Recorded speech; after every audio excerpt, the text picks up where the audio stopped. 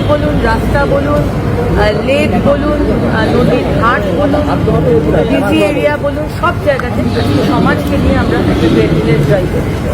এবং 1 তারিখ থেকে 3 মাস রাজার সময় দেওয়া হয়েছে। 1 সেপ্টেম্বর থেকে আমরা পেনাল্টি জারি করবো যদি কেউ রাস্তায় থুতু ফেলে, রাস্তাতে পেপার, নারকোল, ডাব ফেলে, আর যদি কেউ পেচ্ছাপ করে। আর এই যোগ দিবস নিয়ে যে বিতর্ক, রাস্তা বন্ধ করে যোগ দিবস হবে রেড রোডে ইত্যাদি, এটা নিয়ে কি বলবেন? কারণ এটা তো একটা স্বাস্থ্যের ব্যাপার।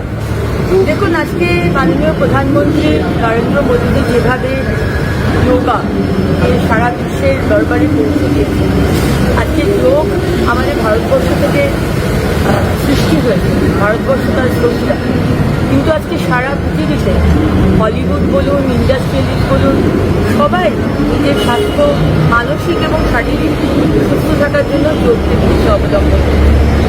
সুতরাং সেইটাকে যেখানে ইন্টারন্যাশনাল যোগা ডেকে আজকে পশ্চিমবঙ্গ এবং কলকাতাকে বেছে নেওয়া হয়েছে, যখন সারা পৃথিবীর চোখ কলকাতার দিকে থাকবে, তখন সেই প্রেজেন্টেশনটাও যেন সেই মতো হয়।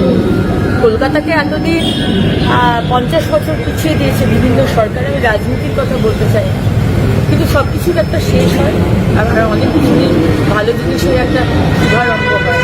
তাই আমরা আজকে শুভারম্ভ করতে চলেছি।